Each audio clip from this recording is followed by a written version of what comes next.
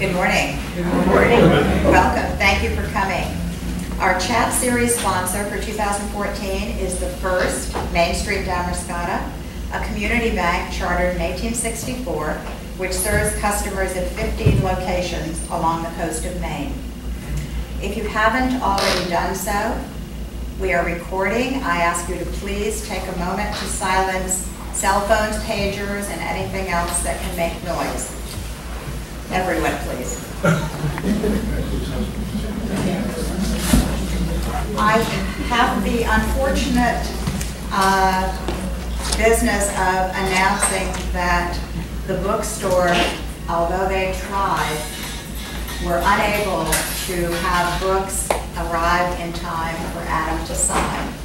However, he has graciously agreed to sign book plates, which can be affixed to future purchases, and the bookshop will be taking orders for anyone who would like to purchase any of Adam's books.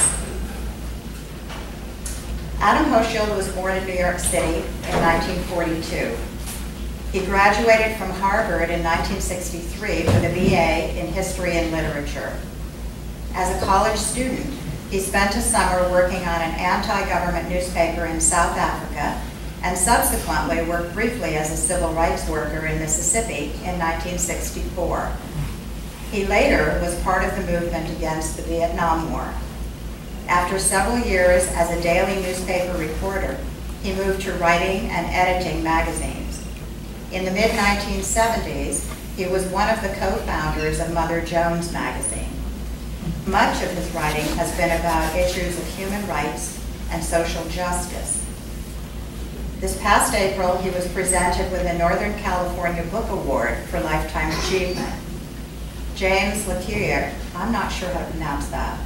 James C-U-Y-E-R, Lecuyer, I'm not sure either. a member of the Northern California Book Reviewers, says of him, Hochschild is one of the great historians of the 21st century and a fine, crystal clear writer.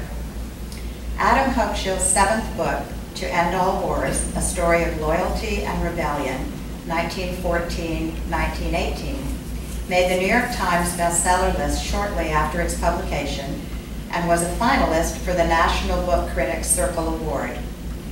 Adam teaches at the Graduate School of Journalism at the University of California at Berkeley. He lives in San Francisco and summers in Maine. His current book project is about Americans in the Spanish Civil War. But what brought you and me and all of us here today is his book about patriotism versus conscience in the First World War. Please join me in welcoming Adam Hochschild.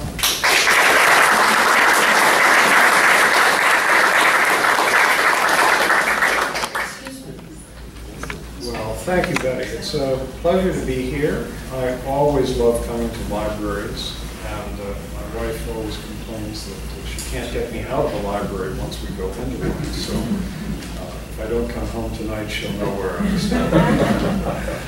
And thank you all for coming here today on what looks like such a beautiful day outside. There are many more tempting things to do outdoors than in, I would think.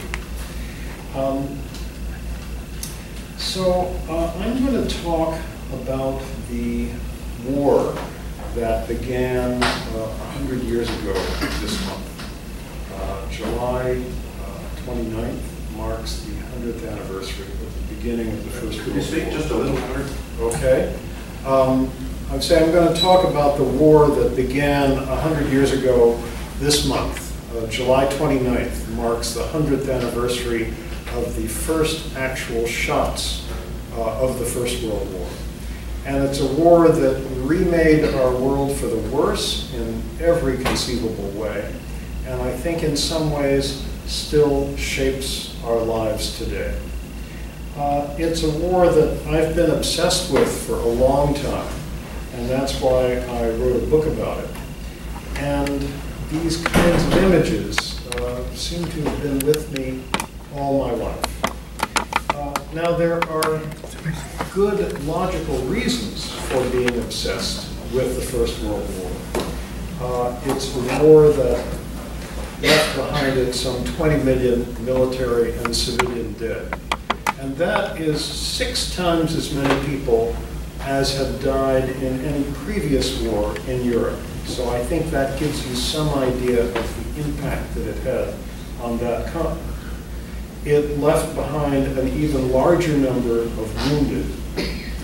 And it left behind a kind of destruction that was really unknown from previous wars. A destruction that came both from the enormous number of high explosive artillery shells that were fired during the course of the war, and also from the fact that as the armies retreated on each side, they left behind them scorched earth, destroying anything that might be useful to the enemy troops as they advanced, blowing up buildings, poisoning the wells, chopping down fruit trees, just destroying everything in their path. Now, I also have long had a personal reason for being obsessed with the First World War, which is that an uncle of mine fought in it. Here he is in the center of this picture in his fighter squadron in the Imperial Russian Air Force. And hanging from around his neck, you can see a little white cross. That is the cross of the Order of St. George, which was the highest honor awarded by Imperial Russia. And it entitled the bearer to a personal, private audience with the Tsar at any time of day or night. A privilege which was not much use after 1917. Now, the Tsar was not the only emperor who was swept away by the First World War. That war, of course, brought an end to the Ottoman Empire, to the Austro-Hungarian Empire, and to Imperial Germany. That's Kaiser Wilhelm II of Germany on the left, marching in a parade with his 6 sons. And just look at those hats. There's something about those hats. This is the Kaiser's wife, the Empress, with her daughter. You can't say that nobody ever wore hats like that again, but there is something about those hats which to me expresses the sort of imperial self-confidence of Europe in 1914, something that was really destroyed forever by this war. Now, the First World War, I think, was based on a number of illusions which made it something which could start so easily. The first, of course, was the illusion of quick and easy victory. These are students in Berlin who are marching off to enlist in the opening days of the war, August 1914. And the Kaiser told the soldiers coming into the army at that time, "You will be home before the leaves fall from the trees." Here are more German soldiers at that time in a railway car on the way to the front. And on the side it says, "To Paris." French troops marching off before equally enthusiastic crowds that same month, their railway car, and on the side it says, "To Berlin." Now, a second illusion I can only describe as the illusion that when the war began, you would be shooting at the enemy, but they would not be shooting at you. How else can you account for the uniforms which several million French infantrymen wore into battle in August of 1914? These are not the dress uniforms. These are the combat uniforms. Those bright red caps, bright blue coats, bright red pants. This is what they wore into battle. It's as if they were thinking, nobody's going to be shooting at us. We don't need anything to camouflage ourselves. They were not the only army that enjoyed bright red and blue. The Austro-Hungarian cavalry didn't abandon those colors until 1916. A third illusion, I think, was that the cavalry itself could play a role in mechanized 20th century warfare. All the armies were strong on cavalry. French cavalry here. Germans, their famous Ulan Lancers in this picture. When the Germans invaded France and Belgium in 1914, they did so with 8 cavalry divisions, 40,000 men on horseback. British cavalryman here, practicing with his sword against the dummy for the great cavalry charges that everybody expected. Why the illusion of the cavalry? I think simply because for 2,000 or more years, the cavalry had been the principal source of glory and often of great success in warfare. And people simply didn't want to acknowledge that that couldn't be so anymore. Where did the illusions of quick and easy victory come from, and the illusion that the other side would not be shooting at you while you were shooting at them? Very clearly, I think they came from the fact that the only military experience of the officers who went to war in 1914, Britain, France, and Germany, had been in colonial wars.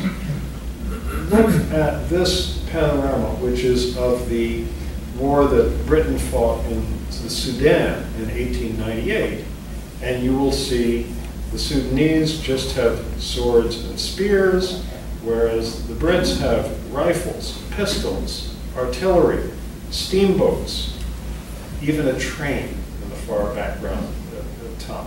So who wouldn't want to go to war in those sorts of circumstances where you've got all the technology and the other side has none?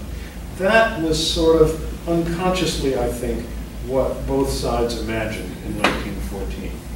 But of course, all of these illusions ran up very quickly against 2 very powerful defensive weapons: barbed wire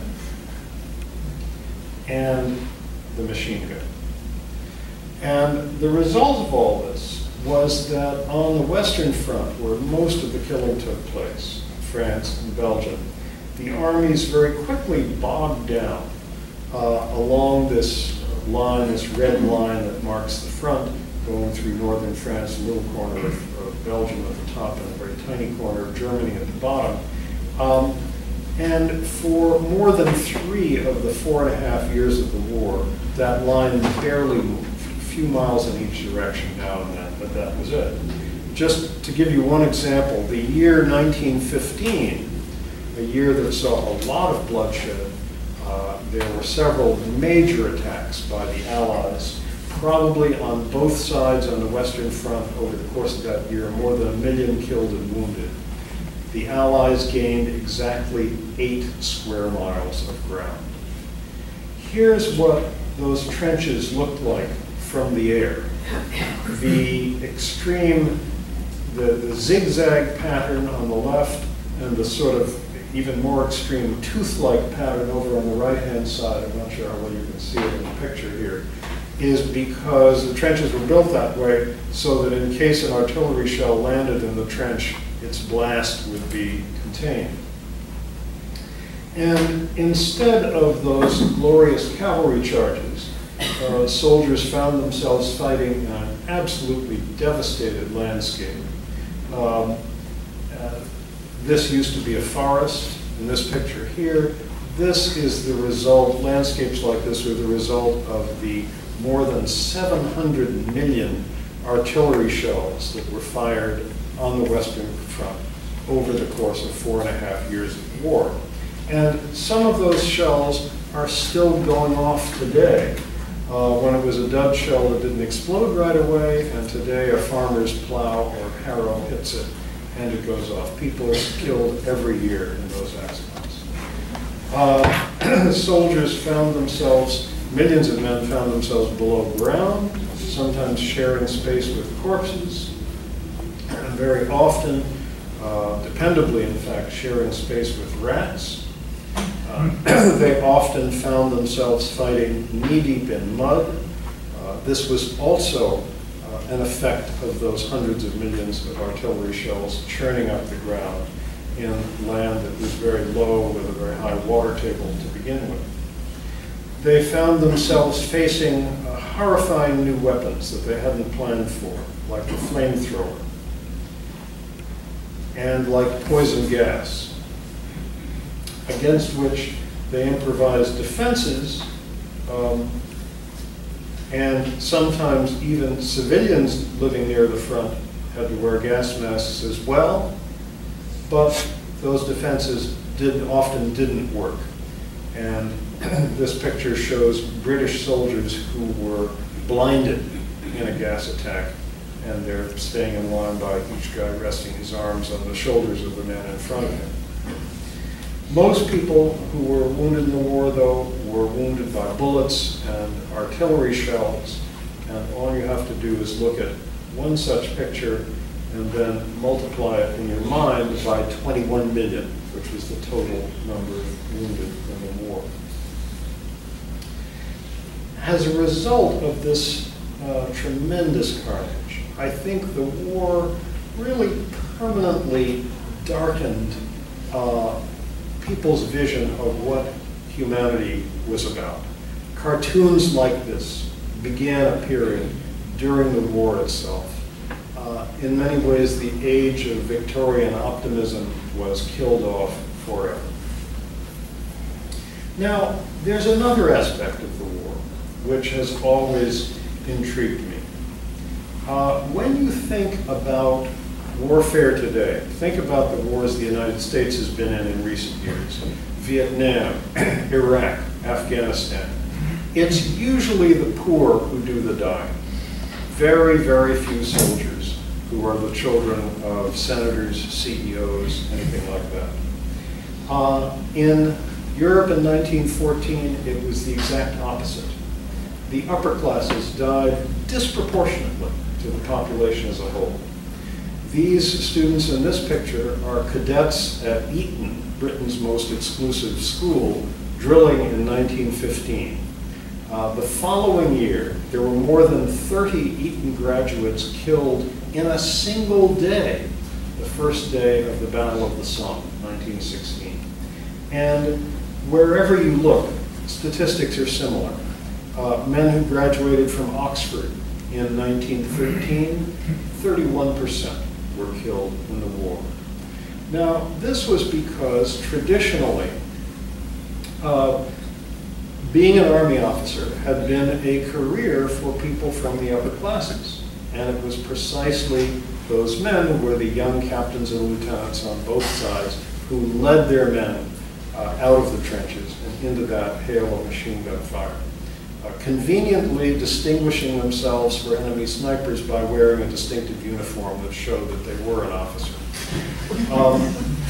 But there was another reason why it was traditional in the decades before the war for army officers to come from the upper classes, which was that in the 3 or 4 decades prior to the First World War, the way armies had been used in Europe was not to fight other nations, because there were no wars between 1870 and 1914 in Europe.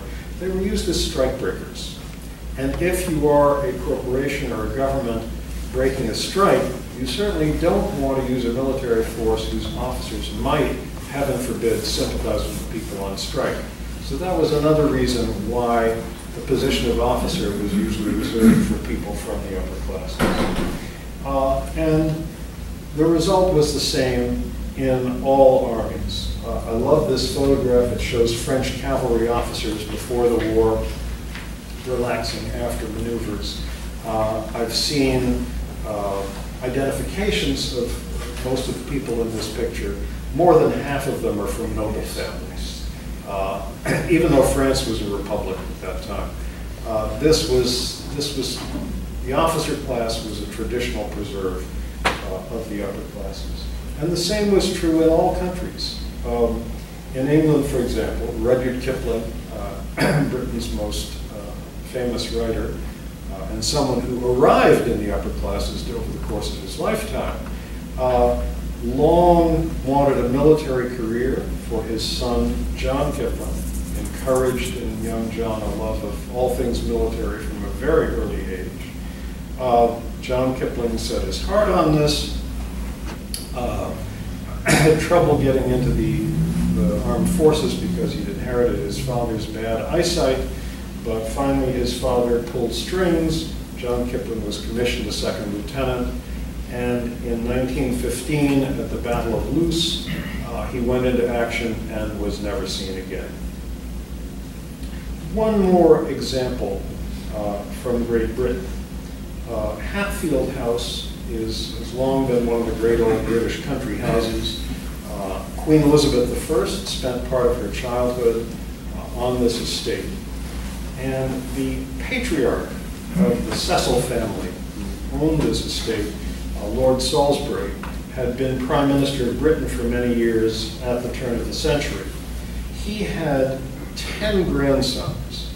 5 of them were killed in this war. One of them, George Cecil, killed at the age of 18, is a character in my book. Prime Minister Herbert Asquith of Britain lost a son. So did his counterpart, Chancellor Theobald von Bethmann-Hollweg of Germany. The man in the middle in this picture, General Sir Herbert Lawrence, was Chief of Staff of the British Army on the Western Front, lost 2 sons. His counterpart in the French Army, General Noël de Castelnau, lost 3 sons. So it was men like that who literally sent their own sons into battle, day after day, week after week, month after month, year after year, for 4.5 years. Now, the very madness of such people, and I think we really have to call it that, has long made me fascinated with a very different sort of person. Those who resisted the war, who spoke out against it, who refused to fight if they were of military age, or who supported those who refused to fight. For example, in the United States, Eugene V. Debs, great labor leader, spoke out very strongly against the war when the U.S. entered it in 1917. For this, he was promptly sent to prison, and he was still in prison in 1920 when he received nearly 1 million votes for president on the socialist ticket. Another war opponent was the pioneer social worker Jane Addams, who was one of the organizers of a conference in neutral Holland in 1915 that brought together women, women from both sides of the war and from neutral countries as well. More than 500 Americans were conscientious objectors who refused to fight, like these 2 at Fort Riley, Arkansas. In Germany, the great leftist leader Rosa Luxemburg sent to jail for her opposition to the war. In France, the leader of the Socialist Party, Jean Jaurès, was a staunch opponent of the war that he saw coming, spoke out very strongly against it. A week before it began, late July 1914, he went to an emergency conference of Europe's left-wing parties in Brussels, and he stood in front of an enormous crowd in a big plaza there and put his arm around the leader of the German Social Democrats and said, "We will never make war on each other." Returned to France, and because of that statement, 3 days later he was assassinated. 3 days after that, the war began. Now, the war that people like that were up against was supported by an enormous propaganda barrage. This is a U.S. Army recruiting poster here, a German poster, with God for King and Fatherland, poster trying to get Australians alarmed at the idea that Germany was going to invade Australia. A lot of this propaganda had an edge to it. If you didn't go, you were letting down the women. You were guilty. And worst of all, you were effeminate. So there was a tremendous propaganda barrage on both sides. Now, there were war resistors in all of the major countries, But in writing about them, I decided to focus on Britain because there were more of them there than anywhere else. I think because at the beginning of the war in 1914, Britain itself had not been attacked. Germany, in fact, was rather counting on England to stay out of the war and was terribly upset when they came in. But I think because Britain had not been attacked, it meant there was a larger constituency of people there who felt, you know, why should we embroil ourselves in this terrible struggle that's obviously going to kill so many people? As a result, more than 20,000 young men in Britain of military age refused to go when they were drafted. Many of them, as a matter of principle, also refused conscientious objector status, because that could mean you would be assigned to driving an ambulance at the front or working in a war industry. As a result, more than 6,000 of them went to prison, to places like this, Wandsworth Prison in southwest London. That wire netting you can see over the opening is to prevent people from committing suicide by jumping over the balcony rail. That, incidentally, was the largest number of people up to that point in time ever imprisoned for political reasons in a Western democracy. Here's one of those prisoners, a man named Fenner Brockway, who had been a newspaper editor before the war. In prison, he continued to edit a newspaper, published on toilet paper. It lasted for a year until the authorities discovered it, shut it down, put him in solitary confinement for the remainder of the war. It was not only draft resistors who went to prison. Britain's leading philosopher, Bertrand Russell, spent 6 months in jail for his very outspoken writings and speeches against the war. He's somebody I came to admire very much in the course of writing this book. I think because he was so honest about the conflict he felt in his own feelings. Let me read you a couple of the things he wrote. He described himself at the beginning of the war as feeling tortured by patriotism. I desired the defeat of Germany as ardently as any retired colonel. Love of England is very nearly the strongest emotion I possess, and in appearing to set it aside at such a moment, I was making a very difficult renunciation. And then he wrote of how hard it was to resist being swept away when the whole nation is in a state of violent collective excitement. As much effort was required to avoid sharing this excitement as would have been needed to stand out against the extreme of hunger or sexual passion, and there was the same feeling of going against instinct. 6 months in prison. Someone else who spent 6 months in prison was Britain's leading investigative journalist, Edmund Dean Morell.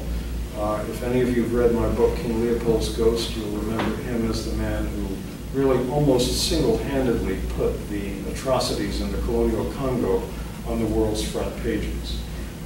He was imprisoned at hard labor. It broke his health, and he died only a few years later of a heart attack at the age of 51.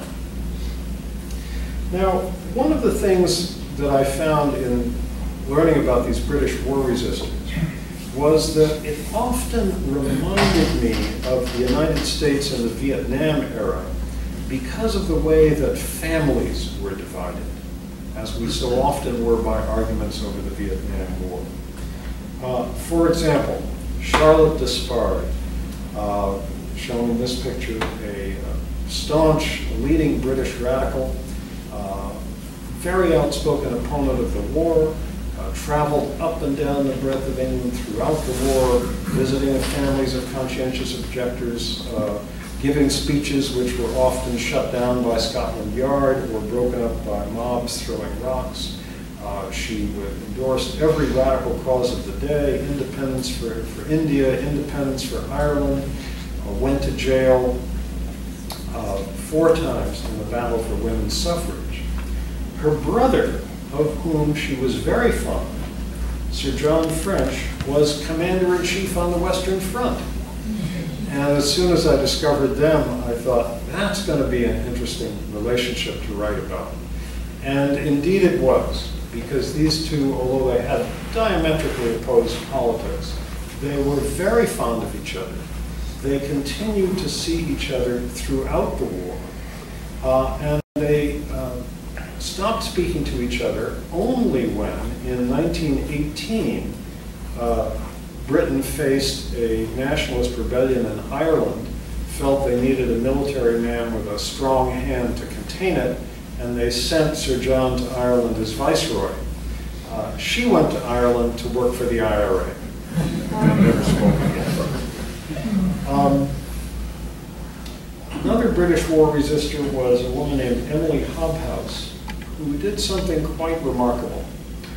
In 1916, she traveled from Britain across the Channel to France, went from France to Switzerland, which was neutral, and all of this was perfectly legal for a civilian to do. Then went from Switzerland into Germany, went to Berlin, went to call on the German foreign minister, whom she had known before the war, and began talking about possible peace terms.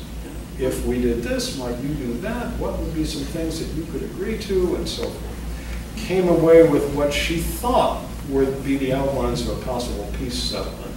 Back to Switzerland, back to France, back to England.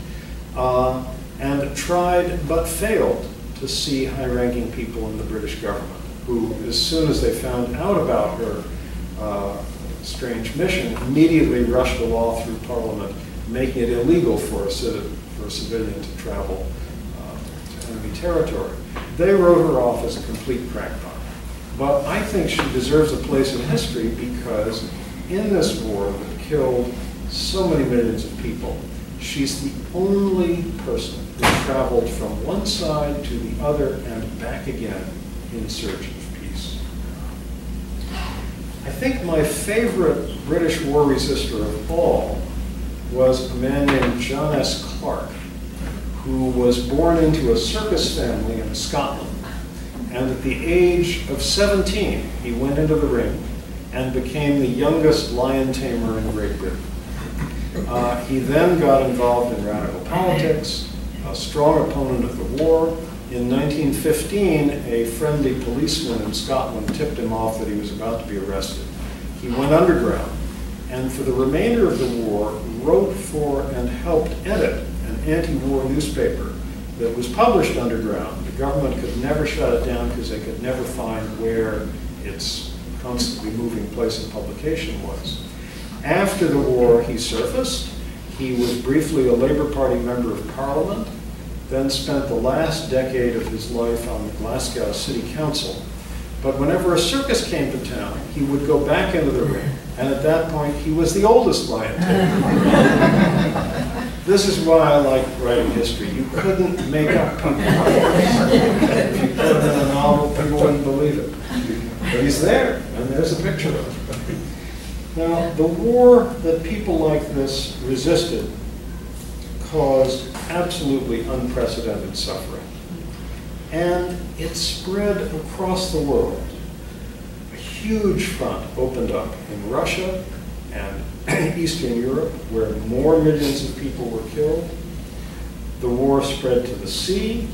Hundreds of ships were torpedoed, like this British freighter about to go down in the Mediterranean. More than 700 German sailors died when this warship was sunk in 1915. The war spread to Africa. In fact, actually, the first shot of the war fired by British soldiers was fired not in Europe, but in Africa, in Togoland, a German colony which they conquered. And in Africa, each side was lusting after the other's colonies. There was a huge amount of fighting there. More than 2 million Africans were conscripted by the two sides as porters, and 1 out of 5 of them died. They were worked to death. This was a higher death rate than there was on the Western Front. The war spread to the Middle East. These are Australian troops camped at the base of the pyramids. And it became a world war in a different way as well, because as so many people were killed on the Western Front, Britain and France, both enormous colonial powers, imported colonial troops to do some of the dying. Algerians, soldiers from French West Africa, labor troops from Indochina, and soldiers from British India. More than 1 million Indian troops went overseas in the First World War. There were still so many soldiers killed on both sides that by 1918, Britain began drafting 17-year-olds, and Germany took boys who were still young. And still, the carnage went on and on, until by the time it was over, there were more than 9 million military dead, and we'll never know the exact numbers, but somewhere between 10 and 12 million civilian deaths. And the war, of course, had vast and disastrous other consequences as well. Most of them ignited by the fellow on the right in this picture, shown with his German World War I army unit, who 20 years later, of course, led the world into an even more destructive war, and the Holocaust to boot. But it is very difficult, I think, to imagine World War II without all of the bitterness and resentment engendered by World War I. Something else that the First World War ignited, of course, was the Russian Revolution. Now, there's no doubt that Russia was due for some big changes. I don't think it could have lasted as an absolute monarchy that far into the 20th century. But I think without the enormous toll taken by the war and the upheaval this caused in Russia, the most extreme group of revolutionaries would not have come to power there, with the disastrous consequences from that that saw millions of their fellow countrymen and women imprisoned in camps like this in the following decades. So my hope is that when we think back on the First World War in this anniversary year, we'll remember not just the politicians and not just the generals, but the people who tried to stop the war, even though they were not successful.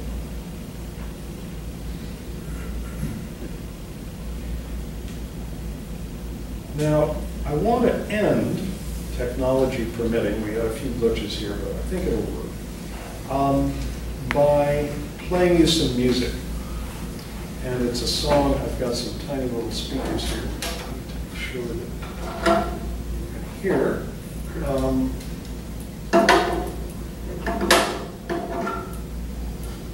It's a song called The Green Fields of France. Some of you may know it. It's by the Scottish songwriter Eric Bogle, who now lives in Australia.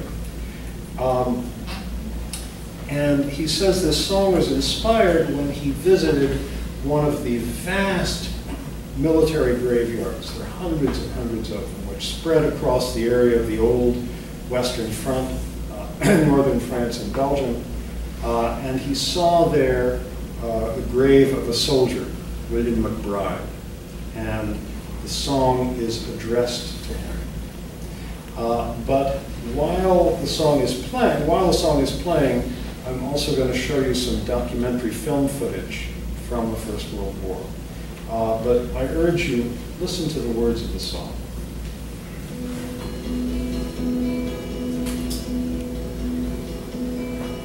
Well, how do you do, young Willie McBride?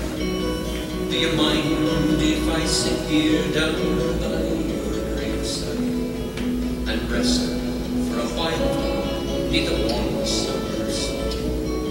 I've been walking all day and I'm nearly done.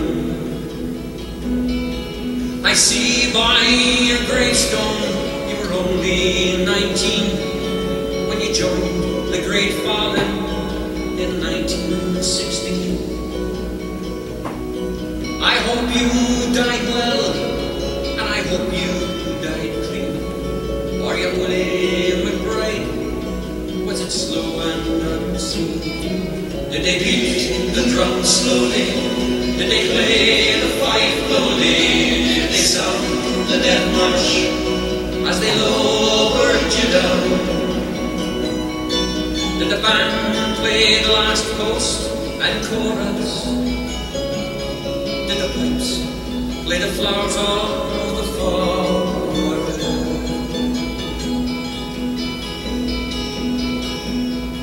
Did you leave a wife or a sweetheart behind? In some faithful heart is your memory enshrined? Although you died back in 1916, in that faithful heart are you forever 19? But are you a stranger without even a name, enclosed then forever behind the glass frame? In an old photograph, torn, battered and faded to yellow in a brown leather frame. Did they beat the drum slowly? Did they play the fife slowly? Did they sound the death march as they lowered you down? Did the band play the last post and chorus? Did the pipes play the flowers of the forest?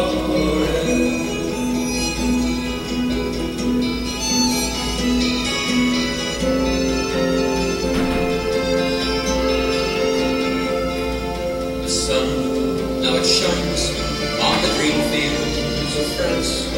There's a warm summer breeze makes the rain of these days. And look how the sun shines from under the clouds. There's no gas, no barbed wire, there's no gun firing now. But here in this graveyard, it's still no man's land. The countless white crosses stand mute in the sand. To man's blind indifference to his fellow man, to a whole generation that were butchered and down. Did they beat the drum slowly? Did they play the fife slowly? Did they sound the death march as they lowered you down? Did the band play the last post and chorus? Did the pipes play the flowers of the forest?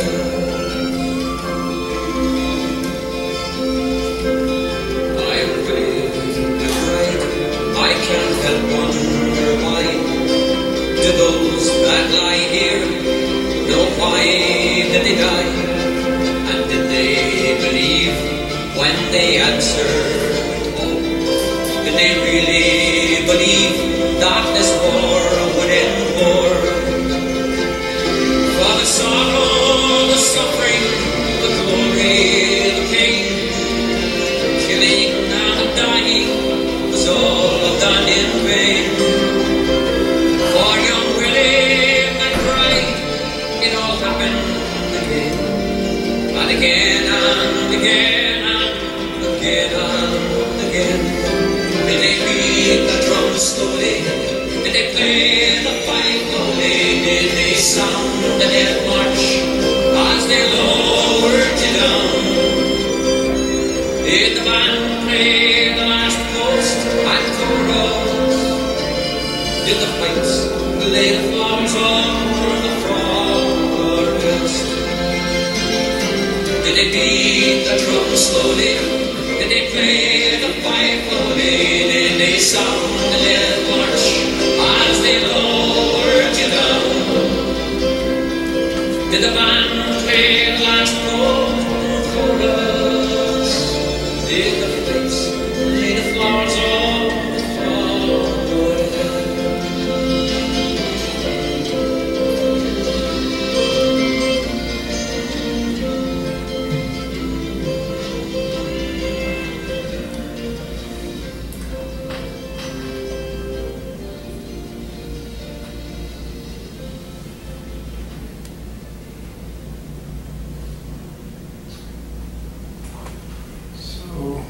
that's it. If you've got comments or questions,